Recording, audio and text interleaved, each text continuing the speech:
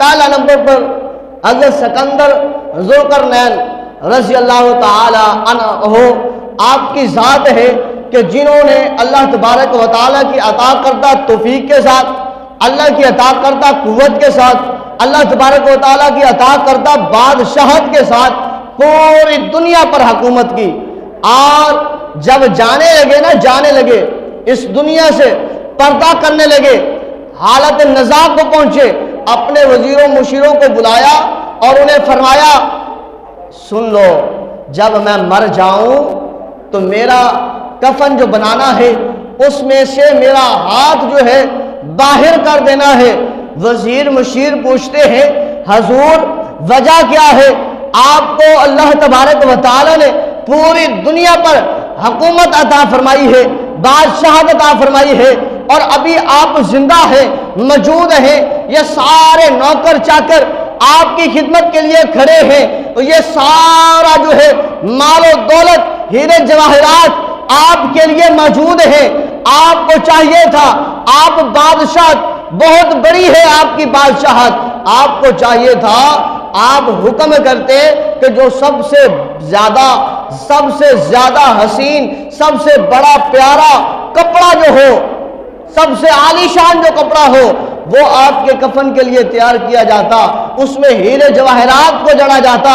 اعلیٰ قسم کے موتیوں کو جڑا جاتا، لیکن آپ نے عجیب خواہش کر دی ہے کہ میرا جب کفن تیار کرنا تو میرا ہاتھ اس کفن سے باہر کر دینا، کفن بھی اعلیٰ شان نہ ہو اور پھر ہاتھ میں بھی میرے کچھ نہ ہوگا۔ کیوں؟ فرمایا اس لیے اے میرے وزیروں مشیروں، میں بتا کر جانا چاہتا ہوں، قیامت تک آنے والی نسلوں کو پیغام دے کر جانا چاہتا ہوں۔ حضور کیا پیغام دے کر جاؤ گے؟ فرمایا یہ دے کر جاؤں گا کہ دیکھو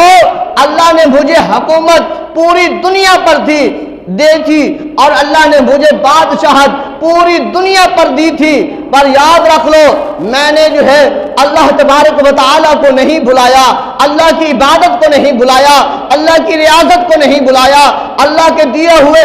مقصد سے میں نے منہ نہیں موڑا۔ اور دیکھ لو میں جب جا رہا ہوں تو میں اپنے ساتھ نہ کوئی ہیرے لے کر جا رہا ہوں، نہ جواہرات لے کر جا رہا ہوں، نہ مال لے کر جا رہا ہوں، نہ دولت لے کر جا رہا ہوں، بلکہ ہاتھ خالی لے کر جا رہا ہوں۔ بتانا چاہتا ہوں کہ لوگوں دنیا میں آ کر مال جمع کرتے کرتے اعمال کو نہ بھول جانا، دنیا کی رنگ رنگینیوں میں کھو جانے سے اللہ تبارک و تعالیٰ کا ہو جانا بہتر ہے۔ اور یہ اس لیے کہ دیکھ لو کہ جب میں گیا تو میرے ہاتھ خالی ہیں، اتنی بادشاہت ہونے کے باوجود، اور تمہارے ہاتھ جو ہے وہ کیا آئے گا، وہ بھی خالی کی خالی ہوں گے۔ تو اس لیے اللہ کی بارگاہ میں آ کر جھک جاؤ، مال کی تمنا نہیں، اعمال کی تمنا کرنا۔